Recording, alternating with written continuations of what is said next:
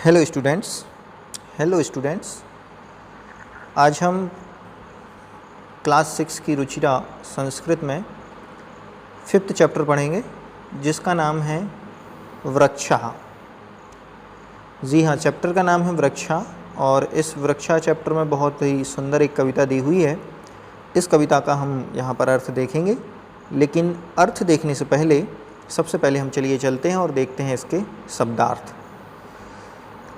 शब्दार्थ हैं वने बने अर्थात प्रत्येक वन में, निवसन्तः रहते हुए या रहने वाले, रचयन्ति रचते हैं, शाखा मतलब डालियाँ या टहनियाँ, दोला मतलब होता है झूला, आशीनः बैठे हुए ये वर्ब है, विहगा पक्षीगण, किमपि कुछ भी, कूजन्ति कूकते हैं, संततम लगातार, साधु जनः तपस्वी लोग या सज्जन, इव की तरह, पिबन्ति पीते हैं, स्पृशन्ति स्पर्श करते हैं, नभः आकाश को, शिरस्सु सिर पर, वहन्ति ढोते हैं, पयो दर्पणे अर्थात जल रूपी दर्पण या आईने में। जी हाँ, पया मतलब होता है जल और दर्पण मतलब होता है आईना।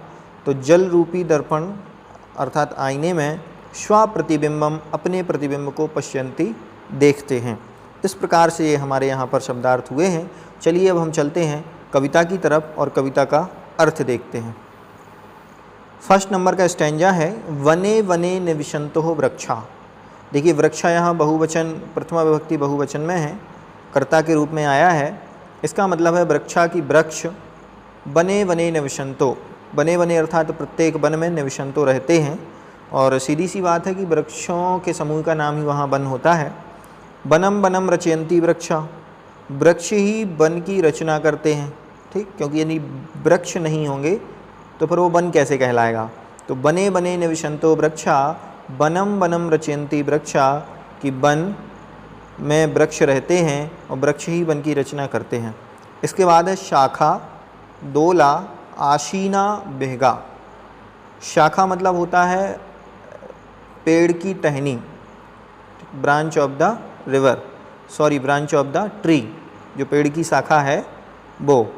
और बिहगा मतलब होता है पक्षी और दोला मतलब होता है झूला। तो बिहगा पक्षी वृक्षों की शाखाओं पर दोला आसीना, दोला अर्थात झूले की तरह आसीन बैठे रहते हैं, झूलते रहते हैं।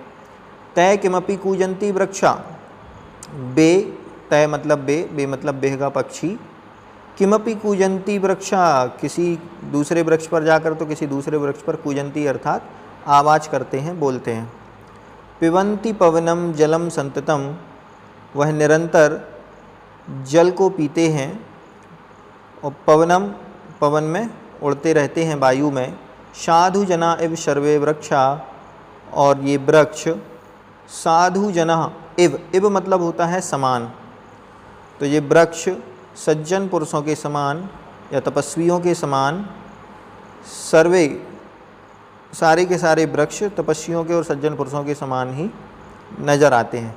ठीक, क्योंकि इनको तपस्वी, सज्जन या साधुजन क्यों कहा गया है, क्योंकि ये हमेशा दूसरों का उपकार करते हैं, इसलिए इनको यहाँ पर सज्जन कहा गया है। नेक्स्ट है 4th नंबर का स्टैंजा, स्पृशन्ति पादय पातालम चा। पादय अर्थात अपने पैरों के द्वारा अर्थात जड़ों के द्वारा, स्पृशन्ति छूते हैं, पहुँच जाते हैं, कहाँ तक, पातालम चा, पाताल तक। नवः शिरस्सु वहन्ति वृक्षा, ये वृक्षा अर्थात ये वृक्ष, नवः शिरस्सु अपने सिर पर, नवः, नवः मतलब होता है आकाश, तो ये वृक्ष अपने सिर पर आकाश को लिए हुए होते हैं। पयो दर्पणे स्वप्रतिबिंबम कौतुकेन पश्यन्ति वृक्षा, ये वृक्ष पयो दर्पणे जल रूपी आईने में, स्वप्रतिबिंबम अपने प्रतिबिंब को अर्थात अपने चेहरे को, अपनी छाया प्रति को, कौतुकेन एक कौतुक, कोलाहल पूर्वक या कहें कि शांत चित्त होकर के देखते रहते हैं। प्रसार स्वच्छायाः संस्तरणम कुर्वन्ति सत्कारम वृक्षा, ये वृक्ष कुर्वन्ति सत्कारम सभी का सत्कार करते हैं, स्वागत करते हैं। प्रासार स्वच्छाया संस्तरणम अपनी छाया को फैला करके ये सब वृक्ष सभी का सत्कार और स्वागत करते हैं।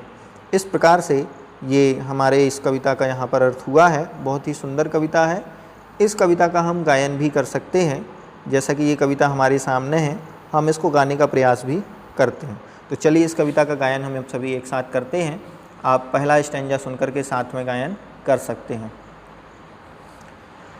बने बने निविशन्तो वृक्षा वनं वनं रचयन्ति वृक्षा शाखादोलासीना वेगा ते किमपि कूजन्ति वृक्षा पिबन्ति पवनं जलं सन्ततं साधुजना इव सर्वे वृक्षा स्पृशन्ति पादये पातालं नवः शिरश्शुभन्ति वृक्षा पयोदर्पणे स्वप्रतिबिम्बं कौतुकेन पश्यन्ति वृक्षा प्रसारस्वच्छाया संस्तरणं कुर्वन्ति सत्कारं वृक्षा वने वने निविशन्तो वृक्षा वनं वनं रचयन्ति वृक्षा वने वने निविशन्तो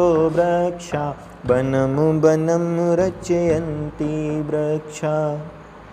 तो इस प्रकार से ये हमारी इस कविता का गायन हुआ है। आप भी इसको गाने का प्रयास लय और ताल के साथ कर सकते हैं। चलिए हम चलते हैं सीधे अब एक्सरसाइज की तरफ।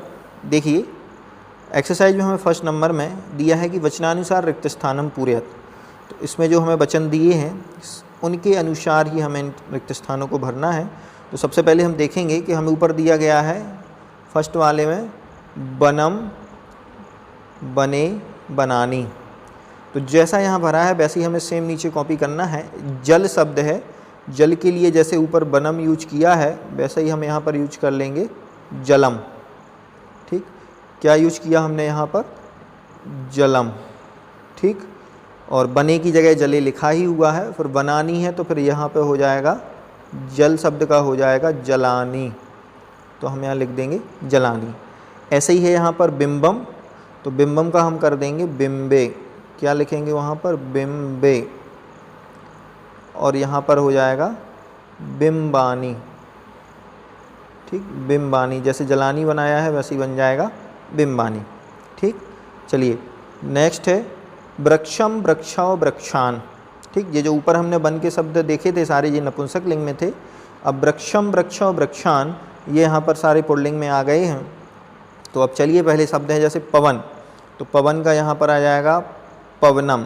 क्या आ जाएगा? जैसे वृक्षम लिखा हुआ है वैसे यहाँ पर उसका क्या हो जाएगा? पवनम। तो हम यहाँ पर लिखेंगे पवनम, पवनौ, और पवनानी तो लिखा ही हुआ है। नेक्स्ट शब्द है जनौ, तो जनौ की जगह यहाँ पर आ जाएगा जनम। जनौ लिखा हुआ है और फिर हम लिख देंगे बहुवचन में जनान। ठीक, क्या लिख देंगे बहुवचन में? जनान। ठीक, तो जनम जनौ जनान। इस प्रकार से दिए गए इंस्ट्रक्शन के हिसाब से हम यहाँ पर इनको लिख सकते हैं। चलिए नेक्स्ट चलते हैं सेकंड नंबर क्वेश्चन की तरफ।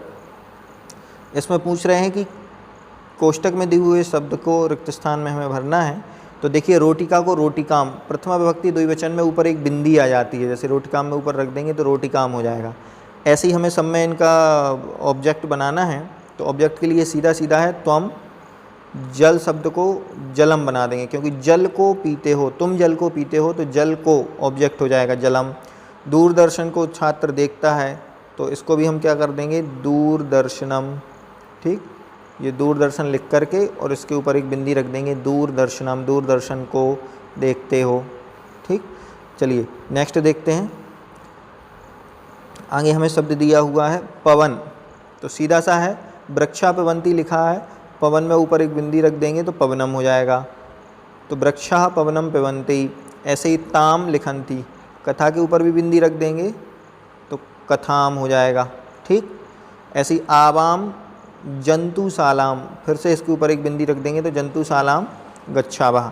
इस प्रकार से सभी के ऊपर एक बिंदी रखने से ये द्वितीय विभक्ति एक वचन का कर्म हमारा ऑब्जेक्ट बन जाएगा और सारे ही यहाँ पर रिक्त स्थान फिल हो जाएंगे। चलिए नेक्स्ट नंबर का क्वेश्चन देखते हैं। थर्ड नंबर में आया है कि इनके हमें कर्ता पहचानना है। कर्ता का मतलब होता है सब्जेक्ट। देखिए जब भी हम कोई सेंटेंस बनाते हैं तो उसमें subject plus object plus verb होता है। तो सब्जेक्ट मतलब कर्ता, तो इनमें कर्ता कौन है? तो देखिए कर्ता हमें पता चलेगा क्रिया को देख करके।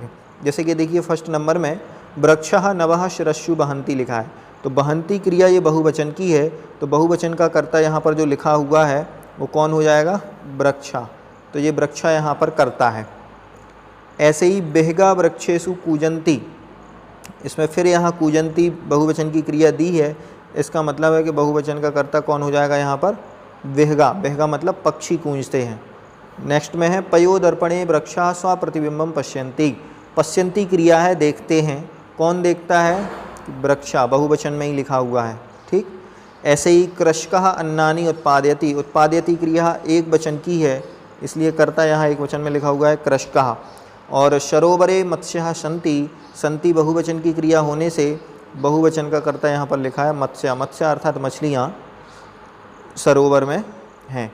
इस प्रकार से जो मैंने सर्कल किए हैं, गोले लगाए हैं, वो यहाँ पर कर्ता के रूप में प्रेजेंट हैं। ठीक। चलिए नेक्स्ट देखते हैं। प्रश्नानाम उत्तराणि एक पदेन लिखत। ठीक, यहाँ पर वन वर्ड क्वेश्चन आंसर आए हुए हैं, तो हमें इनके उत्तर देना है। तो फर्स्ट नंबर का क्वेश्चन है वृक्षः कै पातालम स्पृशन्ति। वृक्षः कै किसके द्वारा पातालम स्पृशन्ति, पाताल को छूता है? तो हमने देखा था वहाँ एक शब्द आया था पादय। पादय मतलब होता है पैरों के द्वारा। ठीक, इस प्रकार से पादय पैरों के द्वारा। वृक्षः किम रचयन्ति, वृक्ष किसकी रचना करते हैं? तो सेकंड नंबर की लाइन ही थी वनम वनम रचयन्ति वृक्षा, तो सीधा सा है कि वृक्ष वन की रचना करते हैं, तो हम लिख देंगे वनम। ठीक। बेहगा कुत्र आसीना, जो पक्षी हैं वो कहाँ बैठे हुए थे? तो झूले पर बैठे हुए थे। ठीक, लेकिन झूला कहाँ था? कि शाखाओं पर था, तो इसका आंसर हो जाएगा शाखा, शाखा दोला। पक्षी शाखा पर झूले, शाखा के झूले पर बैठे हुए थे। और लास्ट है कौतुकेन वृक्षः किम पश्यन्ति। वृक्ष कौतुकेन एक शांत मुद्रा में या बहुत ही हलचल पूर्वक क्या देखते रहे हैं, आश्चर्यपूर्वक क्या देखते रहते थे? तो स्वप्रतिबिंबम, वो अपना प्रतिबिंब देखते रहते थे। तो इसका आंसर हो जाएगा स्वप्रतिबिंबम, स्वप्रतिबिंबम। और ऊपर हमें बिंदी रख देना है। स्वप्रतिबिंबम, वो अपनी ही छाया प्रति अर्थात अपने चेहरे को उस जल रूपी दर्पण में देखते रहते थे। ठीक। चलिए नेक्स्ट क्वेश्चन की तरफ चलते हैं।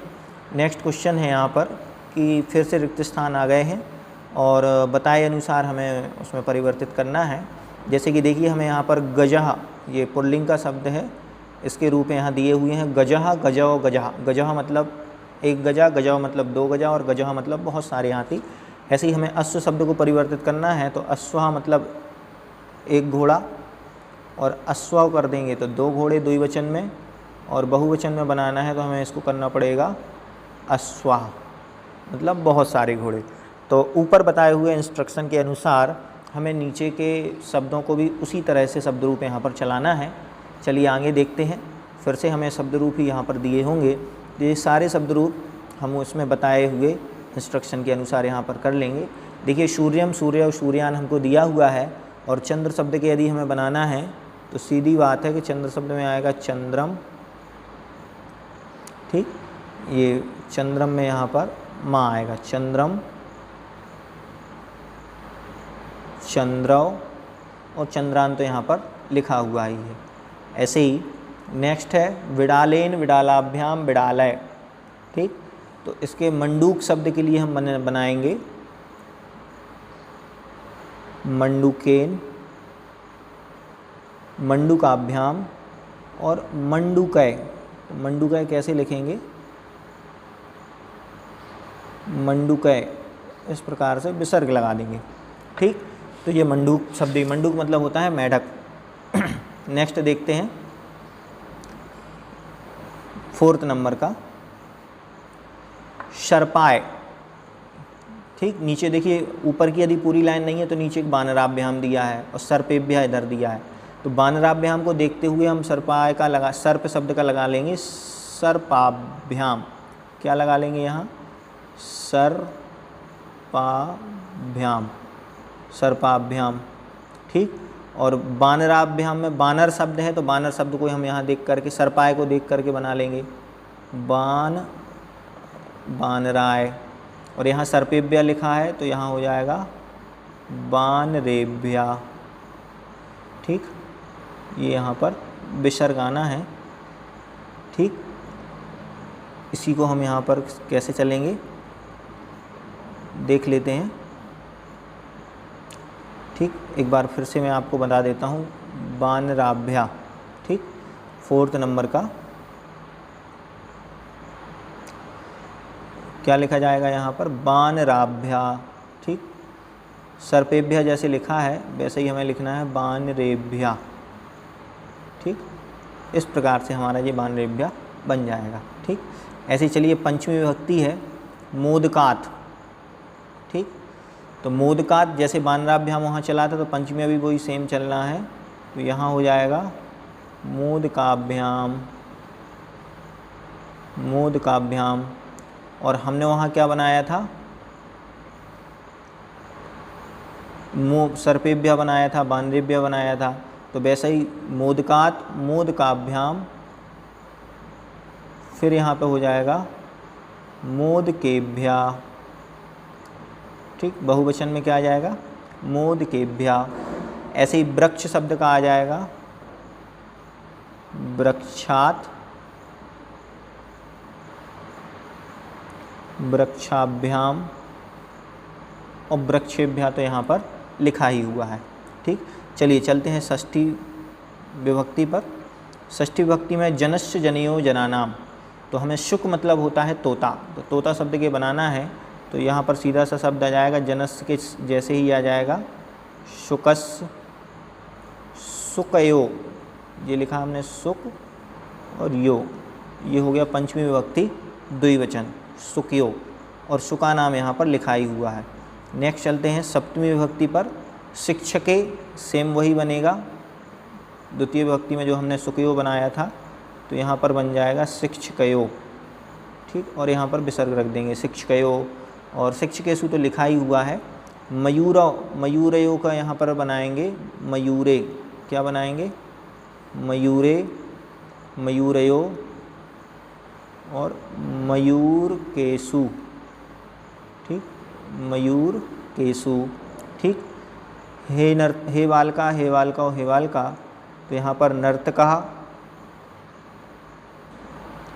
नर्तकौ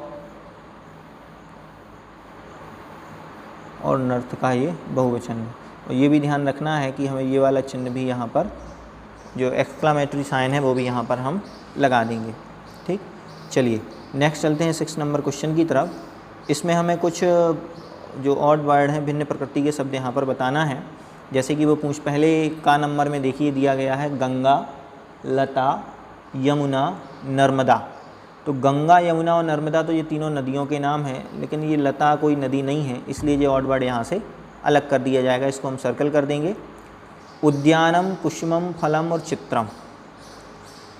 तो इसमें हम देखेंगे कि उद्यानम मतलब गार्डन होता है, बागीचा। कुसुमम पुष्प का नाम है जो वहाँ खिलता है, फलम भी उस बगीचे में ही लगते हैं, लेकिन चित्रम ये उससे रिलेटेड नहीं है, इसलिए इसको हम अलग कर देंगे। ऐसे ही लेखनी, तूलिका, चटका और पाठशाला।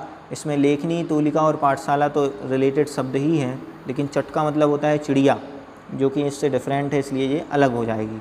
ऐसे ही आम्रम, कदली फलम, मोदकम और नारंगम। आम्रम मतलब आम, कदली फलम मतलब केला, नारंगम मतलब होता है ऑरेंज, लेकिन मोदकम मतलब तो मोदक मिठाई होती है, तो यहाँ फलों के साथ इसका काम नहीं है, इसलिए ये ऑड वर्ड होने के कारण से यहाँ अलग कर दिया जाएगा। ठीक, तो इस प्रकार से हमने यहाँ पर इसकी एक्सरसाइज देखी हुई है। ठीक, और यहाँ एक्सरसाइज हमारी पूर्ण होती है। इसमें आपको जो फिल करने के लिए हैं वो आप बुक में फिल कर सकते हैं। अदरवाइज़ जो बुक में फिल करने के लिए जगह नहीं है उनको आप नोटबुक में नोट कर सकते हैं। इसी के साथ धन्यवाद।